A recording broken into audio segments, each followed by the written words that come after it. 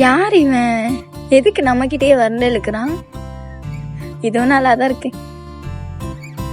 என்னடா இவன் நம்மள மிரட்டுறா? நாளைக்கு கண்டிப்பா அவ பேரை கேட்டே ஆகணும். இவன் எந்த ஒரு காரியா இருப்பா? இவ்வளவு அழகா இருக்கா. நாளைக்கு அவன் பேரை கேட்டே ஆகணும்.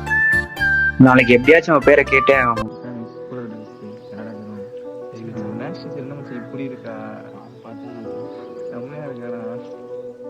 மச்சான் 2 நாள் ஒரு பொண்ணு ஓவரா சீன் போடுறாடா. அவள வந்து இடிச்சு ஒரு சாரி கூட கேட்க மாட்டாடா.